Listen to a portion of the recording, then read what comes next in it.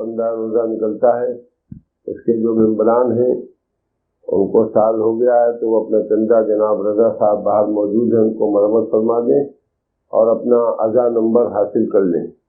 اور آپ حضرات سے بھی گزارش ہے کہ آپ عزا نمبر کی بہت مختصر کاپیاں آئی ہیں، اس کو آپ خرید لیں۔ اس میں پورے ہندوستان میں کہاں کہاں کس طریقے سے عزاداری ہوتی ہے اس کے اوپر مضامین ہیں۔ گزشتہ سال بھی عزا نمبر نکلا تھا، اس میں ہندوستان میں بہت سی جگہوں کی عزاداری کے مضامین تھے، اور اس سال بھی الحمدللہ اس عزا نمبر میں کافی جگہوں کی عزاداری کے نمبر ہیں۔ اور آئندہ کے لیے گزارش ہے کہ آپ حضرات جہاں کے بھی رہنے والے ہیں وہاں کی عزاداری کے حالات لکھ کے آپ بھیجیں، تاکہ آئندہ سال کے عزا نمبر میں آپ کے یہاں کی بھی عزاداری کے حالات پیش کیے جائیں۔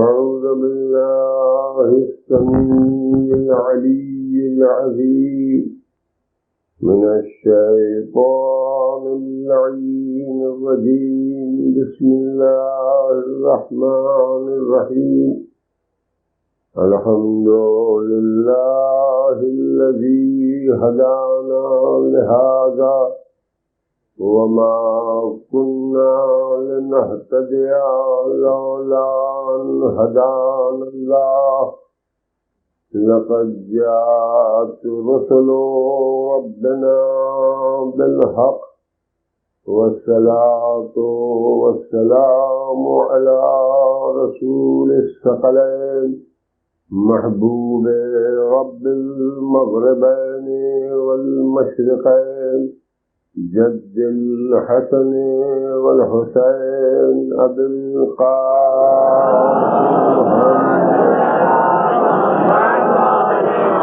وأهل بيته الطيبين الطاهرين المعصومين، لعنة الله على أعدائهم أجمعين من يومنا هذا إلى يوم الدين۔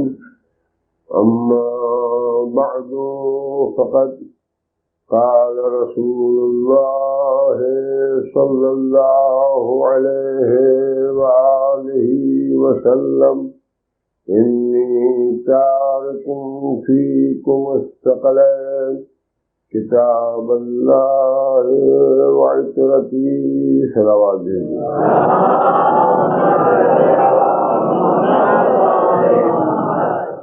برادران ایمانی، سرکار دو عالم ختمی مرتبت جناب محمد مصطفیٰ صلی اللہ علیہ وسلم اس حدیث میں ارشاد فرمایا ہے کہ مسلمانوں، میں تم میں دو وزنی چیزیں چھوڑے جا رہا ہوں، کہ قرآن اور دوسرے اپنی اطرت، یہ دونوں ایک دوسرے سے جدا نہ ہوں گے یہاں تک کہ مجھ سے حوض کوثر پر ملیں۔ اور اگر تم چاہتے ہو کہ میرے بعد گمراہ نہ ہو تو ان دونوں سے تمسک رکھنا۔ اس حدیث کے ذیل میں قرآن و اہل بیت کے موضوع پر جو گفتگو آپ کے سامنے جاری ہے وہ کل اس منزل تک پہنچی تھی کہ میں نے آپ کے سامنے خلفائے اسلام میں سے سب کے خیالات اور تذکرے قرآن مجید کے متعلق پیش کیے۔ قرآن کس طریقے سے جمع ہوا اور یہ کون سا قرآن آج ہمارے پاس ہے، اس کی بھی مختصر تفصیلات پیش کرنے کا میں نے شرف حاصل کیا، اور یہ چاہا کہ عام اس سے کہ آپ شیعہ ہو یا سنی ہو، حنفی ہو یا شافعی ہو، مالکی ہو یا حنبلی ہو، دیوبندی ہو یا بریلوی ہو، مسلمان ہو یا وہابی ہو، صلوات دے محمد۔ مجھے اس سے بحث نہیں ہے، بہرحال کچھ چیزیں ایسی ہیں عالم اسلام میں کہ جس کا نہ ماننے والا مسلمان ہی نہیں رہتا، جیسے اللہ کی وحدانیت، توحید۔ اگر کوئی توحید کا قائل نہیں ہے تو پھر یہ سوال ہی نہیں پوچھا جائے گا کہ وہ کس فرقے میں ہے، اس لیے کہ فرقے ہیں اسلام کے، تو اسلام کے فرقوں میں رہنے کے لیے بھی مسلمان ہونا شرط ہے۔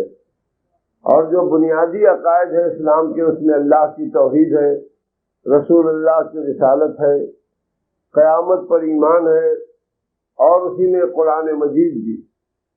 ہم جب بھی مسلمانوں کے سامنے ان کی بھلائی کے لیے اور ان کے فائدے کے لیے کچھ چیزیں اہم تاریخ سے پیش کرتے ہیں اور بتلاتے ہیں تو شاید ایسا محسوس ہوتا ہے لوگوں کو کہ ہم چونکہ اہل بیت طیبین و طاہرین کے پیرو ہیں، اہل بیت کے چاہنے والے ہیں، جو حق ہے چاہنے کا وہ تو ہم ادا نہیں کر سکتے، مگر بہرحال اس دنیا میں ہم ہی محب اہل بیت کہلاتے ہیں، ہم ہی اہل بیت کے چاہنے والے کہلاتے ہیں، اور ہم پر یہ الزام دیا جاتا ہے، اور یہ الزام ہمارے لیے مفید ہے۔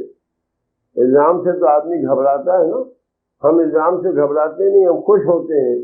کم سے کم قیامت میں رسول اللہ سے یہ تو کہہ سکیں گے کہ جو معیار آپ نے بتایا تھا اہل بیت کے چاہنے کا وہ تو نہیں ادا کیا، مگر کم سے کم 72 فرقے اس بات پر گواہ ہیں کہ چاہنے والے تھے تو ہم ہی تھے۔ صلوات دیتے ہیں جے محمد والے۔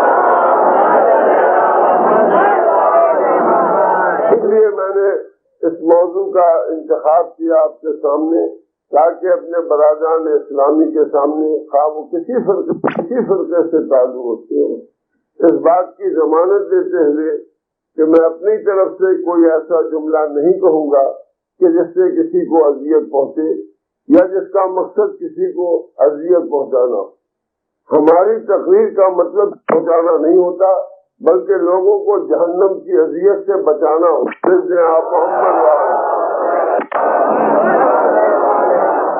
صرف تاریخ کے شواہد کے ساتھ، تاریخ کی دلیلوں کے ساتھ، اور وہ بھی ابھی تک ہم نے اپنی کتاب کا کوئی نام آپ کے سامنے نہیں لیا۔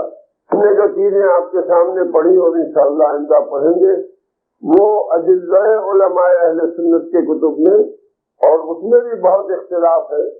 بہت سی روایتیں ایسی ہیں جس کو امام ابو حنیفہ کے ماننے والے مانتے ہیں اور امام مالک کے ماننے والے نہیں مانتے۔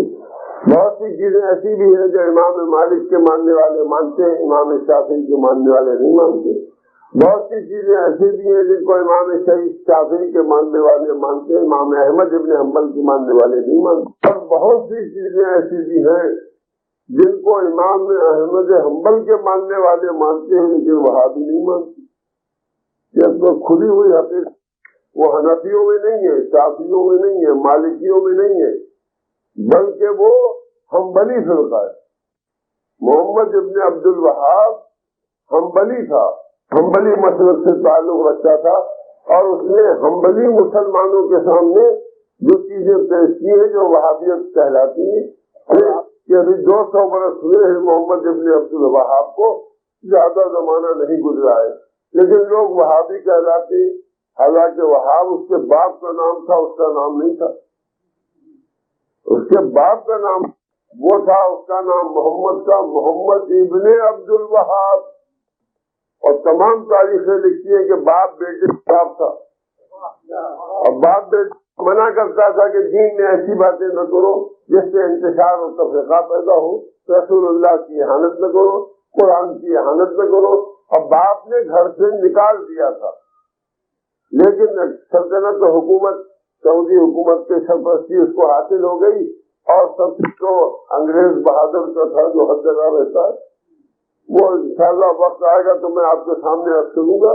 اس وقت تو صرف کہ اب تصور اسلام میں آ گیا، اور اس تصور کی بنیاد قرآن قرار پائی، یعنی کہ بھائی اللہ نے جو کچھ قرآن میں کہا ہے ہم تو اس پر عمل کرتے ہیں، اور اولیاء کے مزار کے اوپر یا اس طریقے سے شمع جلانا، ان سب چیزوں کو ہم غلط سمجھتے ہیں۔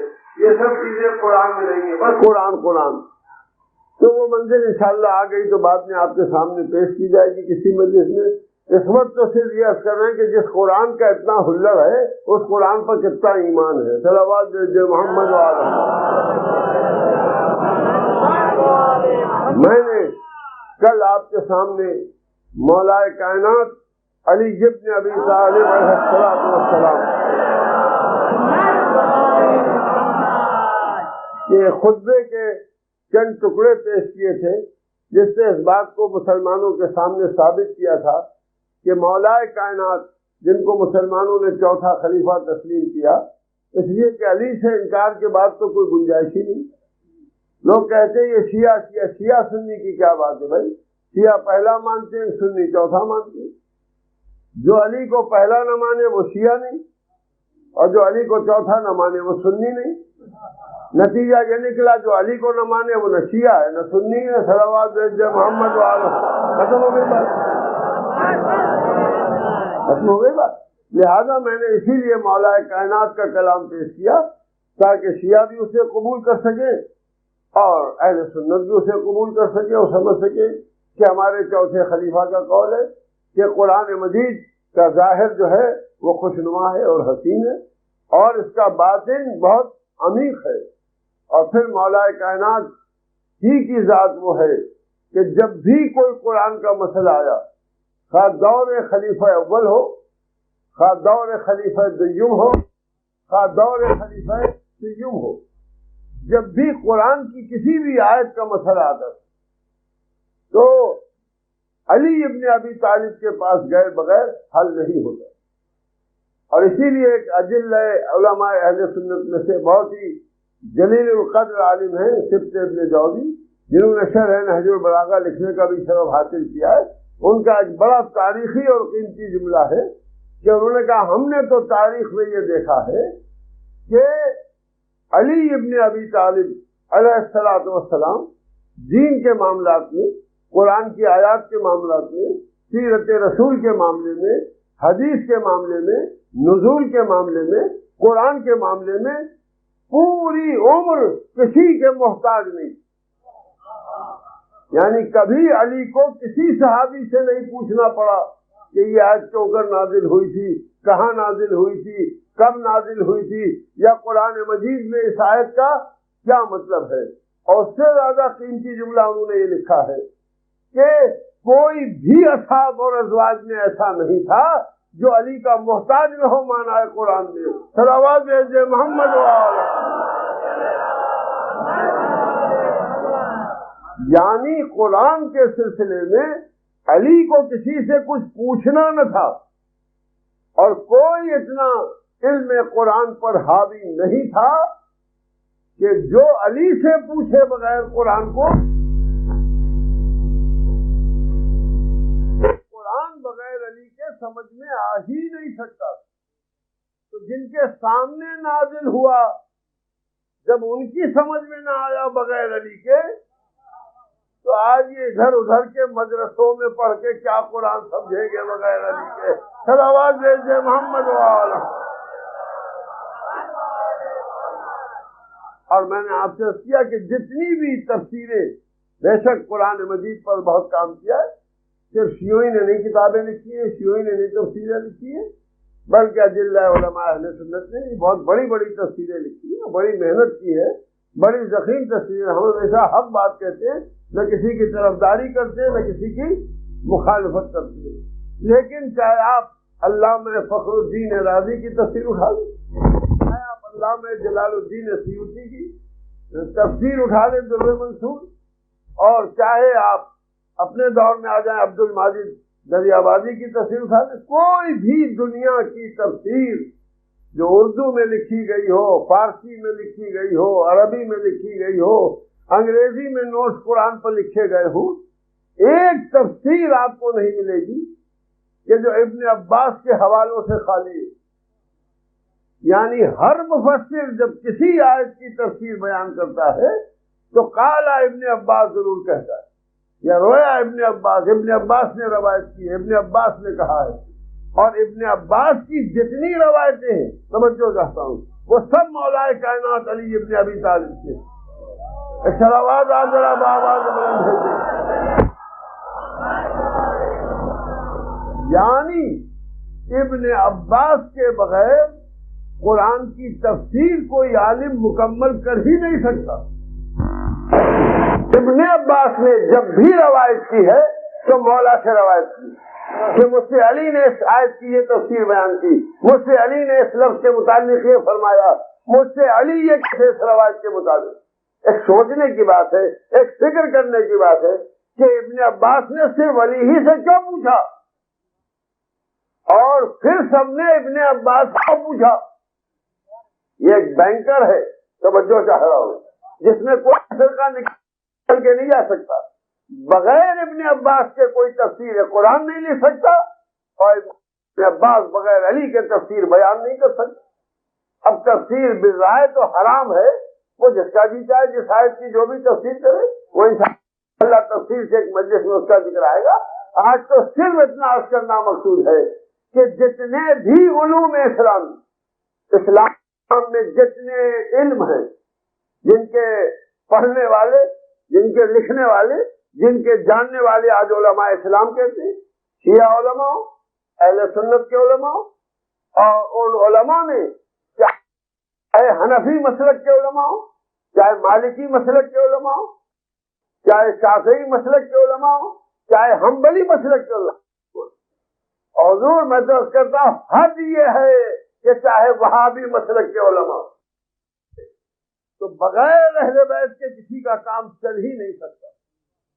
اور قرآنی کی بات نہیں، جتنے علوم ہیں کن کے علوم کے ماہر ہیں، بھائی ٹھیک ہے میں بھی عالم ہوں، میں بھی عالم ہوں، آج پہلی مرتبہ کہہ رہا ہوں، لیکن BA LLB ہوں، توجہ چاہتا ہوں، میں قرآن کا عالم نہیں ہوں، میں حدیث کا عالم نہیں ہوں، میں علوم اسلامی کا عالم نہیں، میں نے BA کیا، LLB کیا، قانون جانتا ہوں۔ آپ کانسٹیٹیوشن آف انڈیا پر مجھ سے بات کیجیے، آپ کمپنی ایکٹ پر مجھ سے بات کیجیے، آپ کمپنی لا پر مجھ سے بات کیجیے، آپ انڈین سول کوڈ پر مجھ سے بات کیجیے، آپ پروسیجر پر بات کیجیے، کرمنل لا پر بات کیجیے، آپ کرمنل پروسیجر کوڈ کی بات کیجیے، میں نے پڑھا ہے۔ لیکن اسلامی علوم یہ نہیں، اسلامی علوم جو کہلاتے ہیں وہ صرف و نحو ہے، یعنی عربی کی گرامر جسے کہتے ہیں، یہ صرف و نحو کہلاتا ہے، عربی کی گرامر۔ علم فقہ یعنی مسائل، نماز کیسے پڑھیں، روزہ کیسے رکھیں، واجبات کیا ہیں، محرمات کیا ہیں، ان کے احکام کیا ہیں، یہ فقہی مسائل جو یہ علم فقہ، یہ بھی اسلامی علم کہلاتا ہے۔ علم معنی و بیان یعنی احادیث کے معنی کیا ہیں، احادیث کس طرح بیان کی جاتی ہیں، قرآن مجید کی آیتوں کے معنی کیا ہیں، علم بیان میں بھی آتا ہے اور علم تفسیر میں بھی آتا ہے۔ قرآن مجید کی تفسیر کیا ہے، علم حدیث اسلام کا بہت بڑا علم ہے، یعنی کون سی حدیث صحیح ہے، کون سی حدیث غلط ہے، کون سی حدیث مشترک ہے، کون سی حدیث منفرد ہے، کون احاد میں شامل ہے، کون سی حسن ہے، کون سی مضمون ہے، کون سی وضیح ہے، یہ پورا نالج ہے، ایک پورا علم ہے، علم حدیث جسے کہتے ہیں۔ اور اسی کے ساتھ ساتھ علم ادب بھی اسلام کا علم ہے، اس لیے کہ ادب کے بغیر قرآن ہی نہیں سمجھ سکتا، حدیث ہی نہیں سمجھ سکتا۔ جب تک آدمی عربی ادب سے واقف نہ ہو، نہ کلام پیغمبر سمجھ سکتا ہے، نہ کلام خدا سمجھ سکتا ہے۔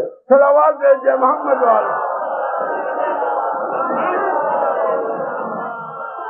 علم منطق بھی ایک علم ہے، اور وہ بھی اسلامی علم ہے، اور اسلامی منطق دوسری فلسفی سے جدا ہے۔ پلیٹو کی بھی فلسفی ہے، دوسرے بھی فلاسفر دنیا میں گزرے ہیں، لیکن اسلام کا بھی ایک فلسفہ ہے، فلسفہ اسلام، یہ بھی ایک پورا علم ہے۔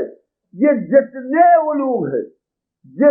علوم ہے ان سب کو کسی سے اس نے سیکھا ہے۔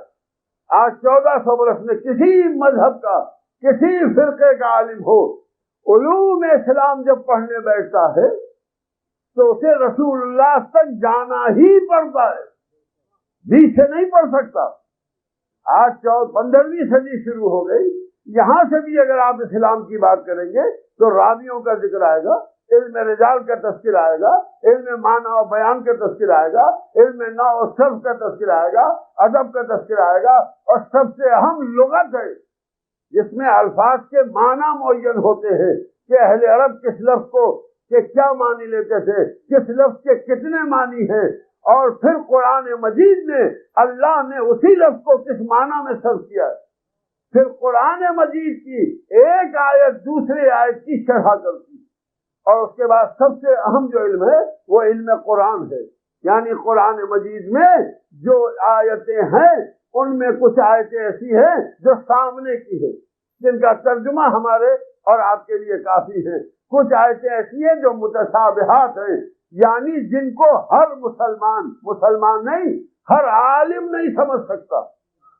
اور اس کی تعویل ہر ایک نہیں جانتا۔ اور یہ نہیں ہے کہ بس ہمتی کی وجہ سے کہہ رہا ہوں. خود قرآن میں اللہ نے ارشاد فرمایا ہے کہ اس کی تعویل کون جانتا ہے سوائے اللہ کے، اس کے رسول کے. توجہ فرمائیں، یا ان کے جو راسخون فی العلم ہیں، جن میں علم ہے، یہ نہیں کہا جو علم میں ہیں، یہ کہا. صلوات بھیجے محمد والے. راسخون فی العلم کی ہمارے بزرگوں نے، پہلے کے ذاکرین نے بڑی اچھی مثال دی ہے. کٹورے میں پانی اور پانی میں کٹورا. توجہ فرمائی آپ نے، اگر کٹورے میں پانی ہے تو عالم ہے، اور اگر پانی میں کٹورا ہے تو راسخون فی العلم ہے. فرق یہ اگر کٹورے میں ہے تو اتنی پیاس بجھائے گا جتنا پانی ہے، لیکن اگر کٹورا پانی میں ہے تو لاکھوں آتے جائیں گے، نکال نکال کے پلاتا جائے گا. صلوات بھیجے محمد والے.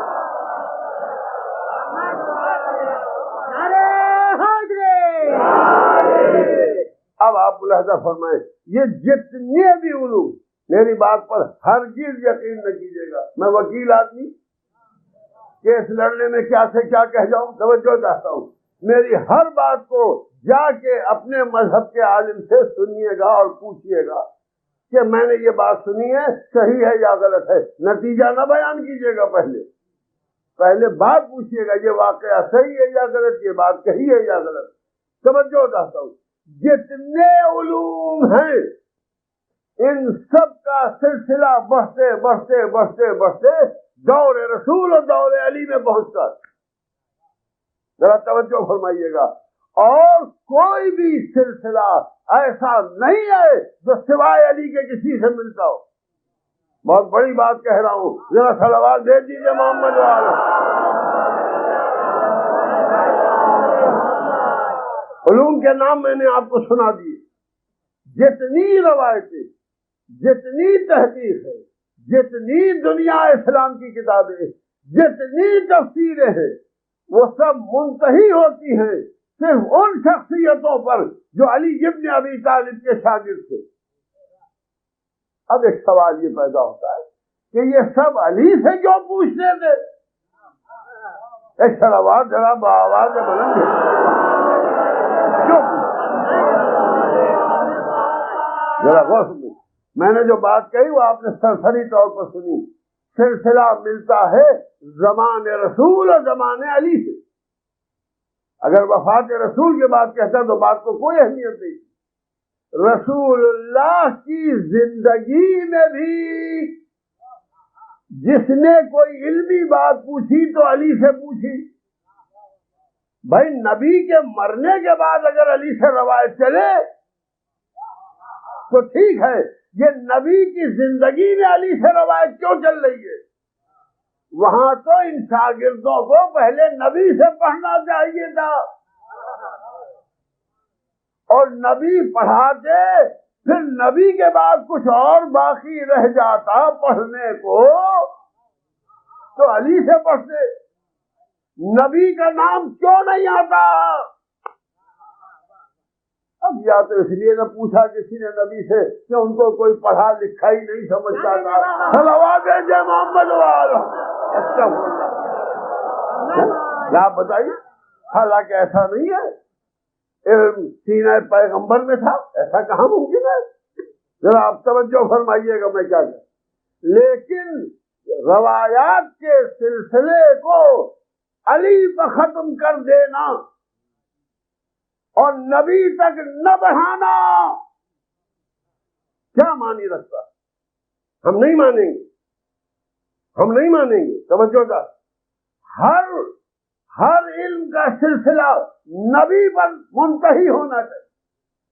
یعنی اسٹاپ لائن وہ ہے، ہم سے ہمارے باپ نے کہا، ان سے ان کے باپ نے کہا، ان سے ان کے باپ نے کہا، ان کے ان سے باپ نے کہا، اور ان سے ان کا انہوں نے علی سے پوچھا تو علی نے یہ کہا.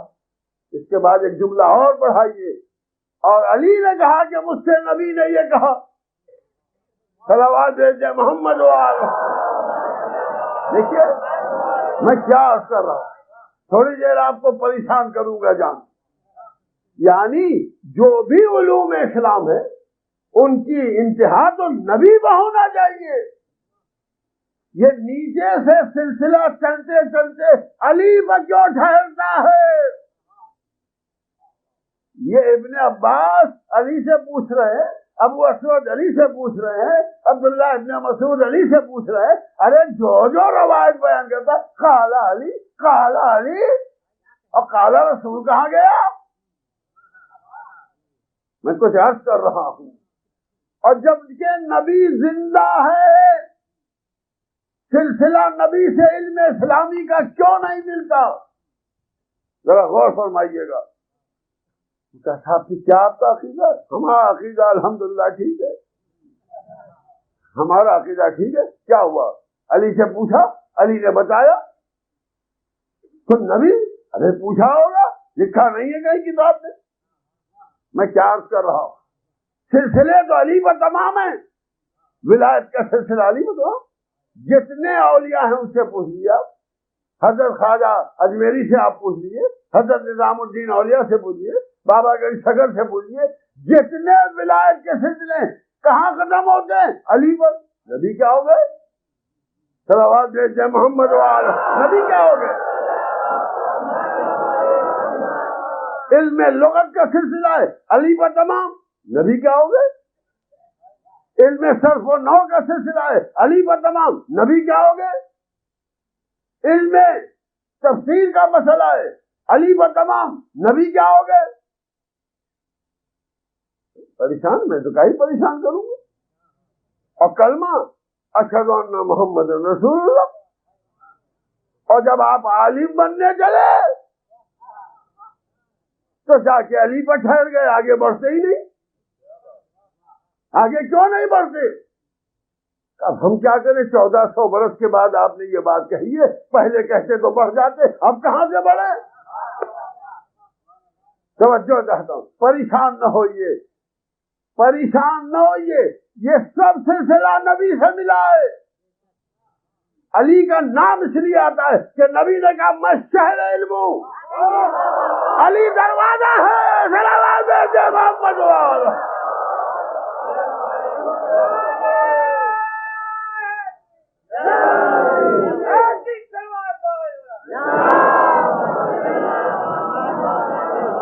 ایک اس سے بہتر صلوات بھیجیے محمد وعلى.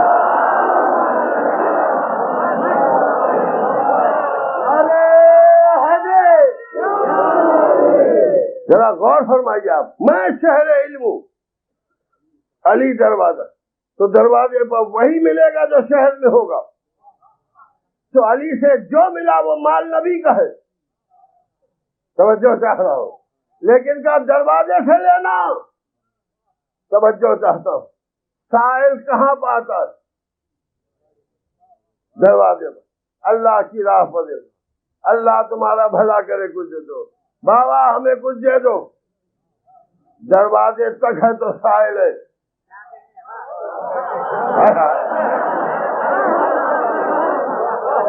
دروازے تک ہے تو سائل ہے. اور اگر کوئی سائل گھر میں گزرا، کون آ رہا ہے؟ توجہ چاہ رہا ہوں، دروازے پر رک جانے والے سائل کہتے، گھر میں گھسنے والے کو چور کہتے، ڈاکو کہتے. میں کچھ کہہ گیا. محمد وعلى. محمد وعلى.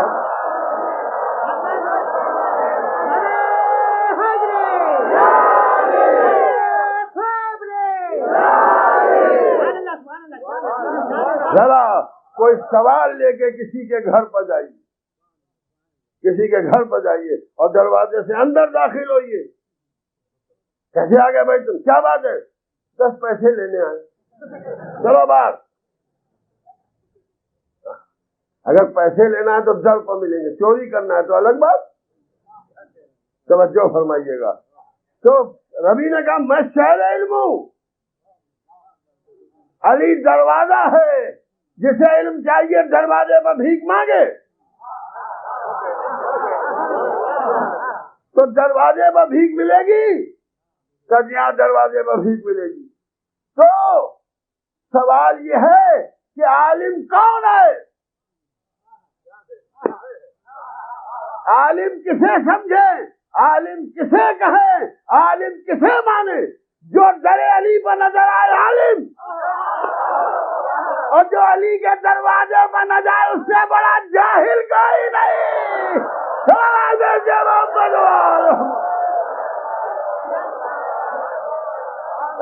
سلام آواز بلند دے دیجیے محمد والا۔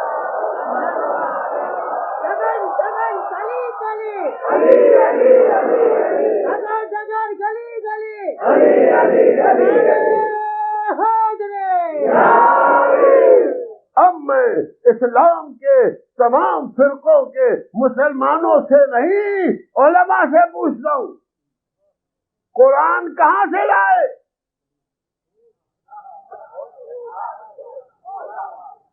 قرآن کہاں سے لائے؟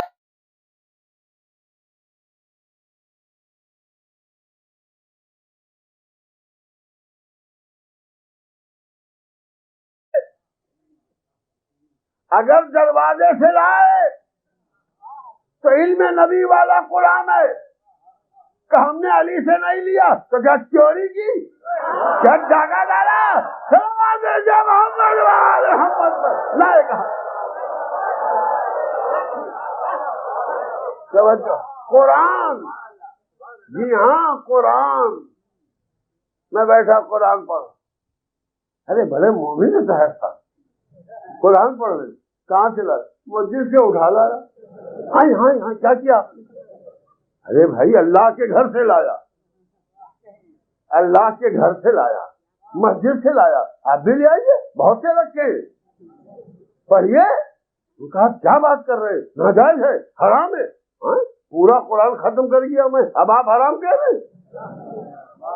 توجہ چاہ رہا ہوں، کیوں بغیر مانگے لائے؟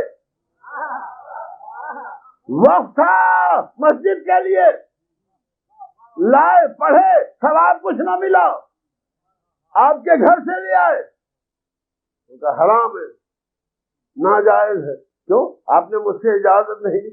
یہ تو اللہ کی کتاب ہے، آپ اس کے کہو۔ جی کتاب اللہ کی ہے، لکھی ہم نے ہے، کتاب اللہ کی ہے، خریدی ہم نے ہے، ہمارا قرآن۔ اچھا آپ کا، اللہ کا نہیں؟ ارے بھائی اللہ والا ہمارا، کیوں؟ ایک 50 روپے 25 روپے دے کے خریدا تو اتنے بڑے مالک بن گئے کہ آپ کی اجازت کے بغیر اگر میں قرآن پڑھوں تو مجھے ثواب نہ ملے۔ اور نبی نے جسے قرآن کا محافظ بنایا، اس کے بغیر جتنے قرآن پڑھو گے اس سے جوتے کھاؤ گے قیامت میں۔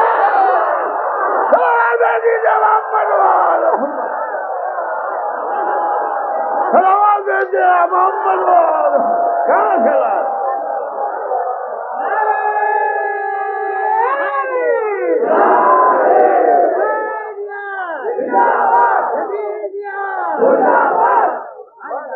معمولی بات نہیں ہے، توجہ چاہتا ہوں۔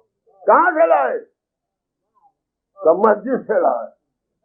کس کی اجازت سے لائے؟ کسی سے اجازت نہیں لی، حرام۔ تو اب کیا ہوا؟ ثواب نہیں ملے گا؟ خیر، ثواب نہ ملے تو محنت گئی، تو کا عذاب ہوگا۔ یہ عجب بات ہے، قرآن پڑھنے میں عذاب ہوا کہ مالک قرآن سے اجازت نہیں لی۔ تو جن کا جو مالک ہو اس کی اجازت کے بغیر قرآن پڑھنا حرام، اور جو مانا کا مالک ہو، اپنی طرف سے نہیں کہہ رہا ہوں، رسول اللہ فرما گئے یا علی میری لڑائی لوگوں سے تنزیل پہ ہوئی اور تمہاری لڑائی تعویل پہ ہوگی۔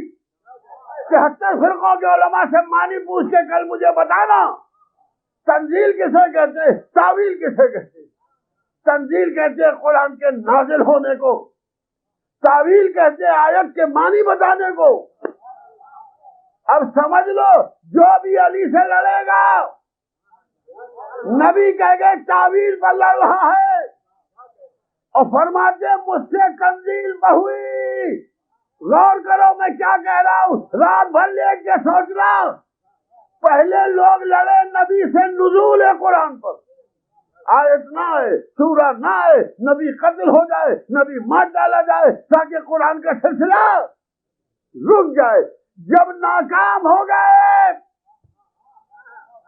اور تنزیل کو نہ روک سکے اور قرآن نے اعلان کیا الیوم اکملت لکم دینکم، تو گھبرا گئے، پورا آ گیا،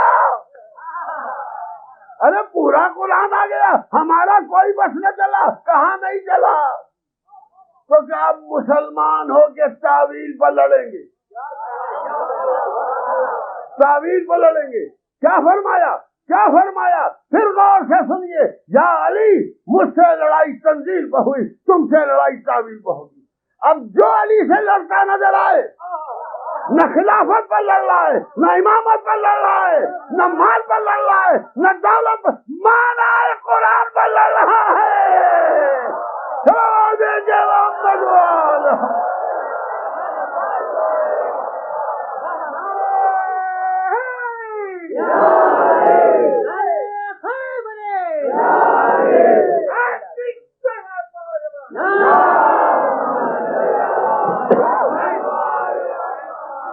قرآن کی آیتیں پڑھ کے مسلمانوں کو مروت اللہ تعالیٰ جل شانہ فرماتے، کس سے فرماتے؟ صحیح بتا دو کس سے فرماتے؟ تم سے کب فرمایا اللہ تعالیٰ جل شانہ نے؟ تم نے کب اللہ تعالیٰ جل شانہ کی آواز سنی؟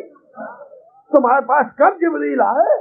کب اللہ تعالیٰ جل شانہ نے قرآن نازل کر کے تمہارے سینوں میں تالا ڈالا؟ آواز ہے محمد کس نے تالا ڈالا؟ میں قرآن میں نے سنا ہے، لوگوں نے بیان کیا کہ لوگ خدا یہ فرماتا ہے، اللہ تعالیٰ یہ فرماتا ہے۔ کہاں فرماتا ہے؟ قرآن میں۔ کون سے قرآن میں؟ کہ جو نبی پر نازل ہو، جو قرآن نبی پر نازل ہو اس میں فرماتا ہے۔ پڑھ رہے ہو؟ اجازت دی ہے کس سے؟ علی سے۔ ارے چھوڑیے، ہم ان کو مانتے ہی نہیں، تو آپ کو قرآن کی آیت پیش کرنے کا حق نہیں، آپ نہیں پیش کر سکتے قرآن کی آیت۔ علی والا ہی قرآن پڑھ سکتا ہے، علی والا ہی معنی بیان کر سکتا ہے، علی والا ہی تفصیل لکھ سکتا ہے۔ کہا یہ آپ کیسی بات کرتے ہیں؟ کوئی بھی قرآن پڑھ سکتا ہے، سب کے لیے ہے، علی کی اجازت سے سب کے لیے ہے، بغیر اجازت۔ تو کہ ہم نے جتنے قرآن پڑھے سب بیکار گئے؟ نہیں گئے، کیونکہ تمہارے بزرگوں نے ایک ہی تو عقل مندی کی کہ چوتھی منزل میں بیعت کر لی۔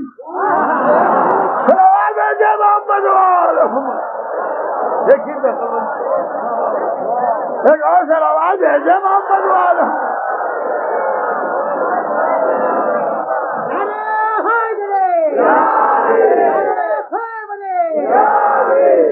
آپ نے ملاحظہ فرمایا قرآن قرآن کہاں دے رہا ہے؟ قرآن اللہ تعالیٰ یہ فرماتے، آپ سے فرماتے، معنی بتائیے۔ میں پڑھتا ہوں، بسم اللہ الرحمن الرحیم الف لام میم، کیا فرماتے ہیں اللہ تعالیٰ؟ بتائیے۔ یہ تو ہمیں نہیں معلوم کہ آپ کو کیا کہنے کا اللہ تعالیٰ فرماتے ہیں۔ اما شروعی کے حروف کے معنی نہیں معلوم تم کو؟ تم کو نہیں معلوم ہے؟ کسی کو معلوم تھے؟ ارے اتنی بڑی تاریخ اسلام ہے، ڈھونڈ کے لاؤ، ایک روایت پر تو میں جس پڑھنا چھوڑ دوں گا کہ خلیفہ اول فرماتے ہیں کہ الف لام میم سے مراد یہ ہے، جو یوں فرماتے ہیں سے یوں۔ ارے سب کی زندگی جمع کرنے میں گزر گئی، خرچ کرنے کی نوبت ہی کہاں آئی؟ خرچ کرنے کی نوبت ہی کہاں آئی؟ کاف ہا یا عین صاد کیا مانی؟ ارے یہ تو حروف ہے مقطعات، مقطعات کے کیا مانی ہیں؟ کہ اللہ نے کچھ اشارے کیے، کس سے؟ امتی سے تو سمجھے اشارہ، اللہ کا اشارہ سمجھے، ہماری سمجھ میں نہیں آیا، تو پھر کیا کس سے اشارہ؟ میں کچھ عرض کر رہا ہوں، میں اشارہ کر رہا ہوں ممبر بیٹھ، حسن کیا چاہتی؟ ارے بھائی کیا مقصد ہے آپ کا صاحب؟ اشارہ کر رہا ہوں، ابھی کس کو کر رہے؟ کسی کی تو سمجھ میں نہیں آ رہا ہے۔ ہاں اچھا، تو ان کو آپ نے پہلے بتا دیا ہوگا۔ توجہ چاہتا ہوں، اشارہ اسی پر کامیاب ہوتا ہے جسے علم ہو۔ تو قرآن شروع ہی کیا اشاروں سے، یہ تم کو اشارہ کیا ہے کہ لے کے بھاگ نہ جانا، دروازے پہ آ کے علی سے پوچھنا، دروازے سے محمد والا۔ الف لام میم کا وہ مقطعات ہے، مقطعات ہے۔ تو اگر وقت ملا تو دو چار آیتوں کے بھی معنی پوچھوں۔ تو لکھا مفسرین، کس کا حوالہ؟ ابن عباس۔ ابن عباس سے کس نے بتایا؟ کہ علی نے۔ علی کا نام لینے کی ضرورت نہیں۔ قرآن کی منزل میں ایک نقطہ بھی کوئی آگے نہیں بڑھ سکتا ہے بغیر اہل بیت کے۔ قرآن کوئی سمجھ نہیں سکتا ہے بغیر اہل بیت، اور علی اول اہل بیت۔ کیا ابن عباس آئے، یا علی جی چاہتا ہے آپ سے کچھ قرآن کی تفسیر سنے۔ کہا بیٹھ جاؤ، آؤ بیٹھ جاؤ، اور اس کے بعد بسم اللہ الرحمن الرحیم کی تفسیر بیان کرنا شروع کیا۔ تمام اجلہ علماء اہل سنت لکھتے ہیں کہ علی بسم اللہ کی تفسیر بیان کر رہے تھے کہ نماز صبح کا وقت آ، ساری رات گزر گئی، رات ختم ہو گئی، تفسیر نہیں ختم ہوئی۔ تو ابن عباس نے کہا مولا ابھی اور باقی ہے، کہ اگر رات ابھی اور طولانی ہو جائے تو ابھی اور تفسیر بیان۔ یا علی ایک آیت کی اتنی تفسیر؟ توجہ، کہ ابھی تم نے سنا ہی کیا ہے؟ کہ یا علی جب ہم بسم اللہ ہی نہیں سمجھ سکتے توجہ چاہتا، تو قرآن کیا سمجھیں گے؟ بڑے پتے کی بات کہی ابن عباس۔ تو علی نے کہا یہ تو دوسرا معاملہ ہو گیا، کل امت کہے گی جو سمجھ میں نہیں آتی وہ کتاب کس کام کی؟ کیا سمجھنا چاہتے ہو؟ کہاں کیا سمجھ لو، جو کچھ سارے قرآن میں ہے وہ الحمد، جو کچھ الحمد میں ہے وہ بسم اللہ میں، جو کچھ بسم اللہ میں ہے وہ بائے بسم اللہ میں، جو کچھ بائے بسم اللہ میں ہے وہ اس نقطے میں جو بے کے نیچے دیا جاتا ہے، اور میں وہ نقطہ ہوں۔ آپ سمجھے؟ علی نے بتایا قرآن سمجھنا، مجھے دیکھو، مجھے دیکھتے جاؤ، قرآن سمجھتے جاؤ، صلوات محمد دیکھتے انا نقطہ تحت الباب، میں وہ نقطہ ہوں جو بے کے نیچے دیا جاتا ہے۔ بات آ گئی ہے تو اصل حضور صرف ایک ایسا حرف ہے حروف تہجی میں الف سے لے کر یہ تک جو بغیر نقطے کے نہیں پہچانا جا سکتا۔ توجہ چاہتا ہوں، ویسے اور بھی نقطے والے حرف ہیں، جیم ہے، خے ہے، جیم کے پیٹ میں نقطہ، خے کے اوپر نقطہ۔ اگر آپ نقطہ نہ رکھیں لوگ ہے پڑھ لیں گے، اور ہے بھی نہیں، بڑی ہے بھی لوگ کہتے ہیں چھوٹی ہے بڑی ہے، کہہ رہا سمجھا؟ اور اچھا آگے بڑھ جائیے، آگے بڑھیں گے آپ، سین شین، شین پر تین نقطے، سین خالی، یہ بھی عجب بات ہے کہ سین نقطے ہی سے خالی ہے۔ توجہ فرمایا، ہم کہاں سین خالی ہے، تو اگر نقطے نہ ہوں گے سین پر تو سین پڑھ لی جائے، سواد زواد، اگر زواد پر نقطہ نہ ہوگا سواد پڑھ لیا جائے گا، رے زے، اگر زے پر نقطہ نہیں ہوگا رے پڑھ لی جائے گی، اسی طریقے سے دال زال، اگر دال پر نقطہ نہیں ہوگا دال پڑھ لی جائے گی. عین غین، اگر غین پر نقطہ نہ ہوگا عین پڑھ لیا جائے گا. لیکن اگر بے پر نقطہ نہ ہوگا تو کچھ پڑھ ہی نہیں سکتے. صلوات دے محمد، کچھ پڑھ ہی نہیں سکتے. اللہ نے قرآن کو بھی بے سے شروع کیا اور بے کو نقطے سے پہچنوایا. علی سے کہا بتا دو کہ میں وہ نقطہ ہوں. توجہ چاہتا ہوں. اب یہ تو یہاں بمبئی ہے، خطاط حضرات ہیں، بڑے بڑے خوش نویس ہیں، بڑے اچھے اچھے کاتب ہیں، لکھنے کا بھی علم ہے. ایسے ہی نہیں خوش خط لکھ دیتے ہیں سب، بلکہ علم ہے. یہ الف کیسے بنتا ہے، بے کیسے بنتا ہے، اور سب نقطوں سے بنتے ہیں. الف بھی نقطوں سے بنتا ہے اور بے بھی نقطوں سے بنتا ہے. توجہ، کسی کاتب سے پوچھئے گا کہ فن کتابت میں بے کئی نقطوں سے بنتا ہے تو کہیں گے بے کی کشش 11 نقطوں کی ہے. یعنی جب 11 نقطے ملیں گے تو بے بنے گی، مگر پڑھی نہیں جائے گی جب تک با ہوا نہیں ہوگا. نیچے صلوات محمد و آل محمد.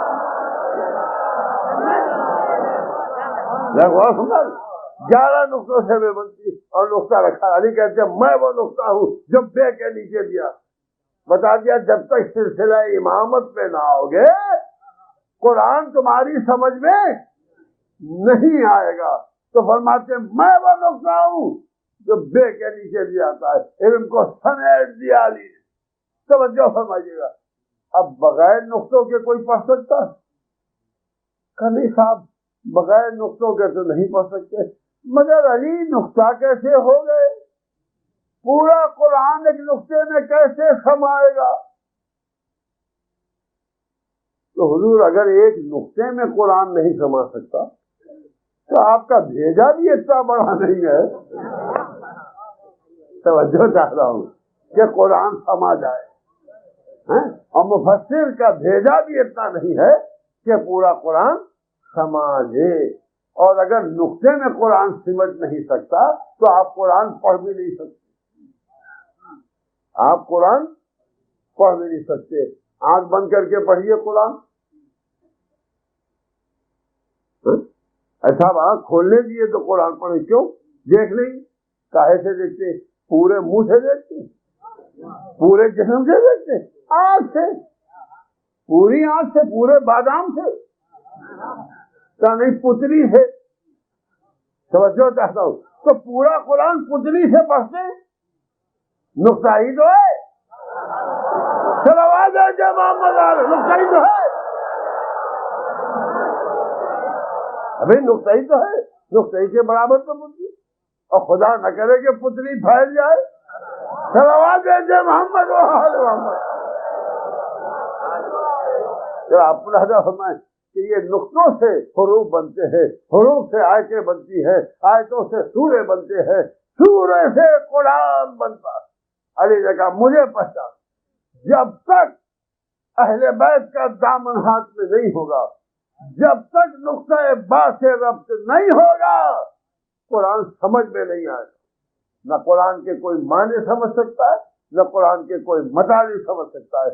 اور اگر کسی کو حق ہے معنی قرآن بیان کرنے کا، نبی کے بعد تو وہ ذات علی. اور اس لیے پیغمبر نے فرمایا یا علی میری لڑائی تنزیل پر ہوئی، تمہاری لڑائی تعویل پر ہوئی. یہ آج تک جو علی سے لڑائی چلی آ رہی ہے یہ قرآن کی تعویل پر ہے. بس میں ختم کر رہا ہوں گفتگو کو. میں کچھ کہہ گیا. یہ جتنے قرآن کی آیتیں پڑھ پڑھ کے علی کے خلاف بولتے ہیں انہیں بولنے دیجیے. یہ تعویل والی سے لڑ رہے ہیں اور نبی کہہ چکے کہ مجھ سے لوگ تنزیل پر لڑے، تم سے تعویل پر لڑیں گے. جو تنزیل پر لڑے وہ بھی کافر اور جو تعویل پر لڑے وہ بھی کافر. صلوات محمد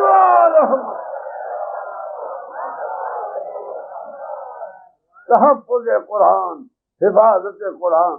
اور انشاءاللہ اب میں نے اپنی سائٹ کو مکمل کر یہ سمجھا دیا کہ ہم نہ تحریف قرآن کے قائل ہیں، نہ ہم قرآن میں کبھی زیادتی کے قائل ہیں، نہ ہم قرآن مجید میں ایمان میں ذرہ برابر شک رکھتے. اب اور کیا حال ہے وہ انشاءاللہ کل سے شروع کر دوں گا. دو تین باتیں، دو چار واقعات جتنے بھی ہو سکے وہ آپ کی خدمت میں عرض کروں گا، تاکہ مسلمان کو اندازہ ہو کہ جس قرآن کا پروپیگنڈا کر کے آل محمد کے خلاف گفتگو کی جاتی ہے، اس قرآن کا کیا ویلو ہے. بس یہ عرض کروں گا. اور کبھی میری بات پر یقین نہ کیجیے گا، ہمیشہ جا کے اپنے عالم دین سے ضرور پوچھیے گا. اگر غلطی ہو تو میری بھی اصلاح فرما دیجیے گا. میں ضدی ہٹی نہیں ہوں، میں آپ کو سمجھانے نہیں آیا ہوں. میں تو بمبئی میں بہت عالم رہتے ہیں اس لیے سمجھنے آیا ہوں. صلوات محمد والو. یہ میں نے کیوں کہا؟ یہ میں نے اس لیے کہا کہ بمبئی میں جو باتیں سننے میں آتی ہیں وہ کہیں بھی سننے میں نہیں آتی. میں کچھ کہہ گیا، پتہ نہیں، یا تو بمبئی کے مسلمانوں کا ذوق علمی ساری دنیا سے زیادہ ہے، میں کچھ عرض کر رہا ہوں، اور یا کوئی اور وجہ ہے. خیر، ذوق علمی زیادہ ہو یا نہ ہو، مال تو بہرحال بمبئی میں ہندوستان بھر سے زیادہ ہے. اچھا، تو چونکہ یہاں کی پبلک مالدار ہے اس لیے نئی تفسیریں سننے میں آتی ہیں، کیونکہ تعویل جب بھی بگڑی ہے مال نے بگاڑی ہے. محمد مال نے بگاڑی. آج کہاں قرآن ہوتا اگر اہل بیت نے تحفظ قرآن نہ کیا، اگر کربلا والوں نے اپنی قربانی نہ پیش، اگر کربلا والوں نے عظمت قرآن کو بچایا نہ ہوتا، تو مسلمانوں آج نہ حافظ قرآن ہوتے، نہ قاری قرآن ہوتے، نہ معنی قرآن ہوتے، نہ ترجمہ قرآن ہوتا، نہ ڈھونڈے سے الفاظ قرآن ملتے. یہ صدقہ ہے حسین ابن علی کا، جنہوں نے کربلا کے میدان میں اپنا بھرا گھر لٹا کا. قرآن میں بڑے سورے بھی ہیں، منجلے سورے بھی ہیں، چھوٹے سورے بھی ہیں. آؤ دیکھو ہم جو ان کو اپنے ساتھ لائے ہیں اس میں ایسے بزرگ بھی ہیں جن کے ہاتھوں میں راشا پڑا ہوا ہے، اور ایسے جوان بھی ہیں کہ جن کی جوانی کو دیکھ کے موت کر جاتی، اور ایسے نوجوان بھی ہیں کہ جن کے جنازوں کو دیکھ کے لوگ رو دیتے ہیں، اور ایک ایسا شیر خوار بھی ہے کہ جس کے گلے پر تیر کا واقعہ سن کے دوسری قوموں کے بھی دل ہل جاتے ہیں. حسین قرآن اہل بیت لے کے آئے، اور صبح عاشور سے لے کر عصر عاشور تک ایک قربانی پیش کی. کل میں نے حبیب ابن مظاہر کا تذکرہ آپ کے سامنے کیا تھا، کس طرح سے اس ضعیف مجاہد نے اپنی جان دی ہے. ان میں ایک صحابی اور ہیں جن کا نام ہے جناب زہیر قین. یہ زہیر قین کون تھے؟ یہ زہیر قین مسلمان تھے مگر طرفدار اہل بیت نہیں تھے. یہ زہیر قین جا رہے تھے کوفے اور شام کی طرف، راستے میں خیمے نصب ہوتے تھے. حسین کے قافلے سے تھوڑی دور پر ان کا قافلہ چل رہا تھا. جب ایک منزل پر انہوں نے خیمے نصب کیے، ادھر نبی کے نواسے کے خیمے نصب ہوئے، اور رات آئی تو کسی نے آ کے دروازے پر آواز دی، زہیر قین کا کون ہے؟ کہا میں حسین کا فرستادہ ہوں. کہا آپ کا نام؟ کہا مجھے علی اکبر کہتے ہیں. اب جو علی اکبر خیمے میں داخل ہوئے، زہیر کھڑے ہو گئے. شبیہ رسول کا بابا نے آپ کو یاد کیا. زہیر قین کو سوچنے لگے کہ اندر سے آواز آئی، زہیر کیا سوچ رہے؟ کچھ نہیں، میں سوچ رہا ہوں کہ نبی زادہ مجھے کیوں بلا رہا ہے؟ کہ نہیں امام وقت ہے، مت سوچو، جاؤ۔ زہیرین گئے، امام حسین خیمے کے سامنے بیٹھے، زہیر کو آتے دیکھا، کھڑے ہو گئے، سامنے پر ہاتھ رکھا، الگ لے جا کے کچھ کہا، بس ایک ہی بات کہی۔ زہیر رونے لگے، قدم چھوئے، ابھی حاضر ہوتا ہوں۔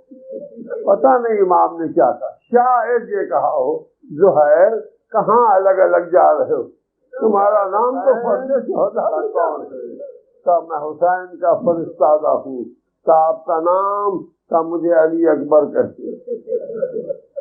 اب جو علی اکبر خیمے میں داخل ہوئے، زہیر کھڑے ہو گئے، شبیہ رسول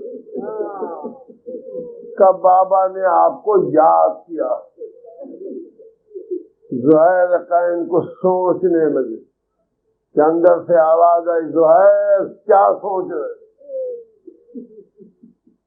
کہ کچھ نہیں، میں سوچ رہا ہوں کہ نبی زادہ مجھے کیوں بلا رہا ہے۔ کہ نہیں امام وقت ہے، مت سوچو، جاؤ۔ زہیرین گئے، امام حسین خیمے کے سامنے بیٹھے، زہیر کو آتے دیکھا، کھڑے ہو گئے، سامنے پر ہاتھ رکھا، الگ لے جا کے کچھ کہا، بس ایک ہی بات کہی۔ زہیر رونے لگے، قدم چھوئے، کہ ابھی حاضر ہوتا ہوں۔ پتہ نہیں امام نے کیا کہا، شاید یہ کہا ہو، زہیر کہاں الگ الگ جا رہے ہو، تمہارا نام تو فرد شہداء میں جا رہے۔ زہیرین آئے، زوجہ سے کہا تو کوفے چلی جاؤ اور غلام کو ساتھ لیتی جاؤ، میں نے اپنی ساری جائیداد، ساری زمین، سارا مکان تجھے ہبہ کیا۔ کہا زہیر تم کہاں جا رہے ہو؟ کہا میں تو خدمت امام میں جا رہا ہوں۔ کہا سبحان اللہ زہیر، ارے میں نے تم کو بھیجا، تم حسین کی غلامی کر کے علی سے سرخرو ہو جاؤ اور میں بی بی زینب کی کلیجی سے محروم ہوں، میں بھی چلوں۔ ساتھ زوجہ کو لیا، غلام نے کہا آقا میں نے زندگی بھر خدمت کی، میں ساتھ نہ چھوڑوں گا۔ زہیرین کا غلام بھی ساتھ آیا، اب یہ قافلہ حسینی میں شامل ہو گئے۔ جب شب عاشور آئی اور امام نے خطبہ دیا اور خطبہ دینے کے بعد اصحاب نکلے خیموں سے، تو زہیر اپنے خیمے میں آئے، کہا اے میری زوجہ جا غلام کے ساتھ کوفے چلی جا۔ کہا کیوں؟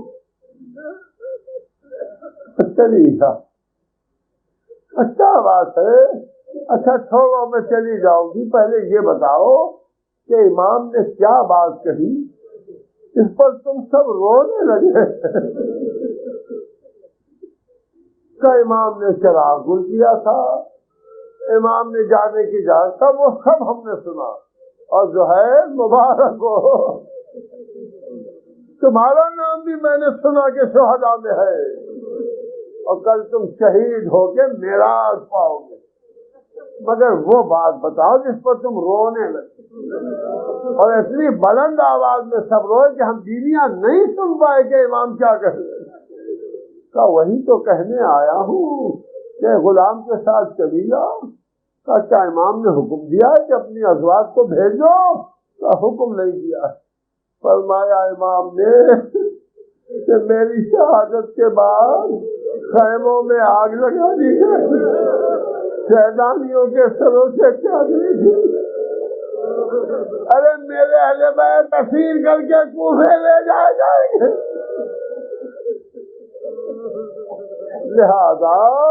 لہذا تم اپنی عورتوں کو چاہو تو بھیجو۔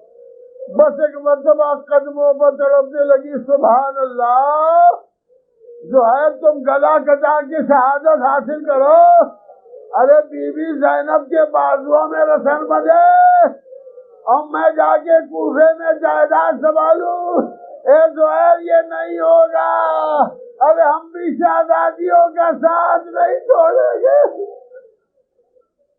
چنانچہ زوجہ زہیر قین اسی طرح سے اسیر ہو کے کربلا سے کوفے پہنچی. جب زہیر کے اجزاء کو معلوم ہوا کہ زہیر قین کی زوجہ بھی اسیر ہو گئی تو انہوں نے آ کے ناکے گھیر لیے کہ اس میں زہیر قین کی زوجہ کون ہے؟ نے آواز دی میں ہوں کہ آپ اتر آئیے ناکے سے، ہم آپ کو عزت احترام سے لے چلیں گے، ہم نے اپنے زیاد سے اجازت لے لی ہے. تو زہیر قین کی زوجہ نے کہا واہ ہو تمہاری رشتے داری پر، ارے نبی کی نواسی علی کی بیٹی رسن بستا ہے، یہ بیوی کبھی ساتھ جوڑے نہیں، ہم ساتھ رہیں گے، اسیری کی مصیبتیں برداشت کریں گے.